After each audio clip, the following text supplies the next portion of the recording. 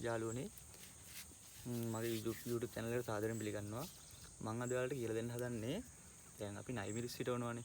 නයිමිරිස් හිටවුවාම සමහර හිටවනවා මේ වගේ බෑග් වල. මෙන්න මේ වගේ බෑග් වල හිටවනවා. සමහර හිටවනවා කෙලින්ම බිම. දැන් මෙන්න මේක මම හිටලා තියෙන බිම. මේ එහෙම හිටවුවාම මොකද තියෙන අවාසියයි මොකටද බෑග් වල හිටවන්නේ. අන්න ඒ ඉන්නේ කියලා දෙන්න එක තමයි මම කියලා දෙන්න හදන්නේ. බලන්න වීඩියෝ එකට subscribe කරලා වීඩියෝ එකට තුවෙන්න. මම දැන් මේක දැන් කියලා දෙන්න යන්නේ. දැන් ඔයගොල්ලන්ට පේනව නේද? දැන් මේ බෑග් හිටවලා තියෙනවනේ. හරිද?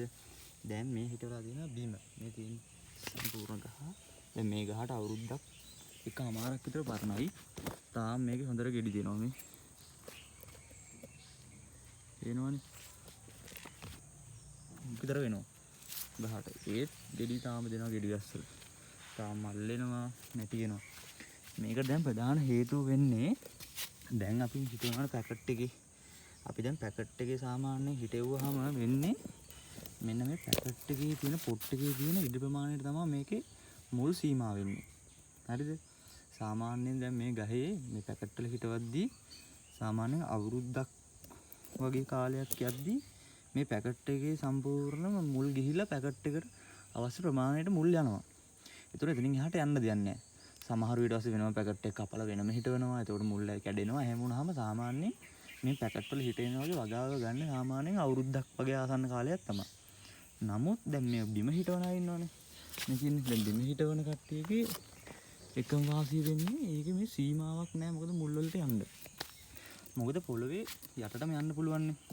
එතකොට එක වාසියක් තමයි පැකට් වල හිටවන්න නැතුව බිම හිටවද්දී ගත සාමාන්‍යයෙන් අස්සන්න අවුරුද්දක් අවුරුදු දෙකක් අතර කාලයක නෙලන්න පුළුවන්. ඊටත් වැඩිය පුළුවන්. දැන් මම මේ පෙන්නන මේ ගහත් මේ අවුරුදු එකමාරක් විතර පේනවා. දැන් පේනවනේ කඳේ සයිස් එක අනුව. ඒක තමයි වෙන්නේ. දැන් ඒක තමයි පැකට් වලට අමතරව බිම හිටවද්දී තියෙන වාසිය. දැන් ඊට තවත් වාසියක් තමයි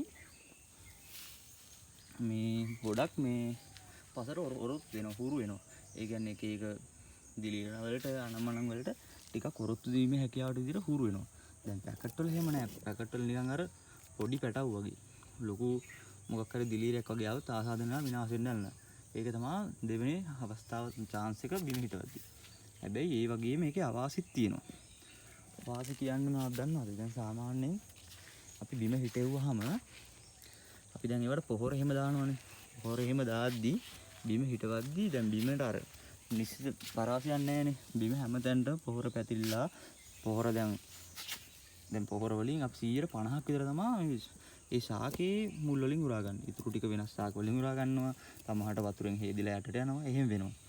නමුත් දැන් පැකට් එකේ හිටවද්දී එහෙම නැහැ. පැකට් එක අපි දැන් මෙහෙ වටේට පොහොර දැම්මහම සම්පූර්ණයෙන් පොට් එකේම තමයි පොහොර ටික දුවන්නේ. එතකොට ඉක්මනට වර්ධනයක් වෙනවා පැකට් එකේ. ඔන්න ඕක තමයි වැඩි. දැන් මේ පැකට් වලට දවස් මේ පැකට් හිටවලා දවස් 15යි. සාමාන්‍යයෙන් දවස් 15ක බිම හිටවන එක මෙච්චර ලොකු වෙන්නේ නැහැ. ටිකක් කියන්නේ මේ බිමීට තමයි හැදෙන්නේ. හොඳට ඔරොත්තු දීදී අවුවට වැස්සට ඔරොත්තු දීදී එහෙම තමයි හැදෙන්නේ. ඒක තමයි පැකට් වල හිටීමේ වාසි. ඉක්මනට පැල හැදෙනවා. මේ අර පොහොර බෙහෙත් දාන ඒවා පොඩි ප්‍රමාණයක් දාපම හරියටම ගහට උරා ගන්නවා.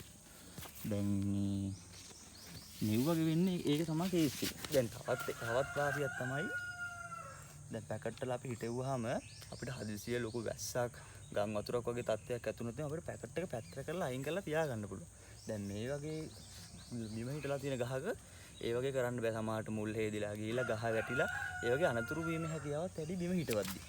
ඒ අතින් බලද්දී පැකට් වල ඉන්න එක ලාභයි. සමහරු හිතනවා බිම හිටවන්න බෑම කියලා. දැන් ඇත්තටම කිව්වොත් දැන් මම මේ පෙන්වන ගහේ කරල්මේ හැදිලා තියෙනවනේ. මම මේකට කිසිම සාත්තුවක් කරන්නේ නැහැ. ඒ කියන්නේ මේක අර නිකන් අර අවාරයට හදලා වගේ. ඒ කියන්නේ ඇතෑරලාම දාලා තියෙන්නේ. කිසිම පොහොරක් බෙහෙත් එකක් මොකුක් ගහන්නේ නැහැ. ඒක නෙමෙයි සමහර කොළ එහෙම අග මේව වෙලා. ඒවත් නිකම්ම නැති වෙලා ගිහලා අර ස්වභාව ධර්මයෙන්ම හැදිච්ච ගහක් තමයි මේක. දැන් අවුරුද්දකට වැඩි. දැන් අපි සාමාන්‍යයෙන් මේ පැකට් වලට මේ පොහොර දානවා, බෙහෙත් දානවා, බෙහෙත් දාලා මොනවා කරා සමහරට මැරෙනවා. ඒක තමයි ඉතින් ලෝක ස්වභාවය. දැන් මේ ගහට මම කිසිම සාත්තුවක් කරන්නේ නැහැ. මම මේකෙන් බීජ ගන්න එක තමයි කරන්නේ. බීජ ගන්නවා කියලා ඒකට මොකුත් බෙහෙත් පොහොර මොකක්වත් නැහැ. දැන් පේනවනේ මේ නිකන් මෙතන මේ කණ්ඩිය වගේවත් මොකුත් නැහැ. නිකම්ම හොයන් ගිහිල්ලා නිකම්ම තමයි තියෙන්නේ. ඒ වුණාට මේ වගේ හොඳට ගෙඩි දෙනවා. අර දැන් සමහරු හිතන් ඉන්නවා බිම හිටවන්න බෑ. බිම හිටුවාම අවුල් වෙනවා. මෙහෙම කියලා 150 අවස්ථා තමයි තියෙන්නේ. ඉතින් මේකේ අවාසි තියෙනවා. බිම හිටවද්දි වාසි තියෙනවා. පැකට් වලදී වාසි තියෙනවා. හැබැයි ඉතින් දැන් පැකට් වල තමයි දැන් මේ යන විදිහට හයිබ්‍රිඩ් අනම්මන සාගෙන්ද ගොඩාක් කුරුත්තු දෙන්නේ නැහැ බිම හිටවුවාම. පැකට් වල හිටවුවාම සාමාන්‍යයෙන් අස්වැන්න ගන්න පුළුවන්නේ අවුරුද්දක් වගේ කාලයක් තමයි. බිම හරියට හදාගත්තොත් එහෙම සාමාන්‍යයෙන් අවුරුදු දෙකමාරක් වගේ අතර කාලයක එක ගහකින් අස්වැන්න ගන්න පුළුවන්. හැබැයි ටිකක් ඉතින් පැකට් වලට වැඩිය ලෙඩ එනවා. ඒකයි වැඩි. ඒ ලෙඩ ඇවිල්ලා ඉතින් සමහරට ස්වභාව ධර්මයෙන්ම නිකම්ම ලෙඩ හොඳ වෙලත් යනවා. සමහර ගස් විනාශ වෙලා යනවා. ගහේ තාමත් දවස් දෙකෙන් දෙකට වගේ කරල් 5-6ක් හදනවම තමයි.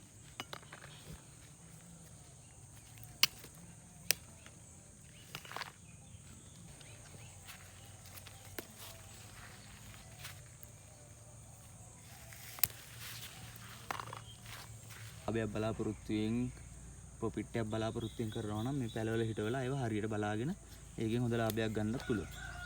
ඔයාලට කැමති විදිහට කරන්න පුළුවන්. බිම බෑ ලෙඩ ඇවිල්ලා මැරිලා යනවා එහෙම එකක් නැහැ. දැන් මම පෙන්නේ මේ කල්ල ගත්තේ. මේ නම් මේ එක ගහක සම්පූර්ණ නේ පොඩි අත්තක තිබ්බ ගෙඩි ටික. සාමාන්‍යයෙන් ග්‍රෑම් 200ක් වගේ මේ ලොකු ගහකින් ගන්න පුළුවන්. මේ වගේ දැන් මේ වගේ තියෙන ප්‍රශ්න මොනවාද ගහන බෙහෙත් ඒ දේවල් මම ඉස්සරහට කතා කරගෙන වීඩියෝ දාගෙන යනවා. ඔයාලා මේ වගේ දේවල් කරනවා නම් ගෙදර අස්වැන්නක් කරනවා නම් මොන හරි දැනගන්න තියෙනවා නම් කමෙන්ට් එකක් දාන්න channel එකට එකතු වෙලා මේ වැඩේ දිගටම කරගෙන යන්න.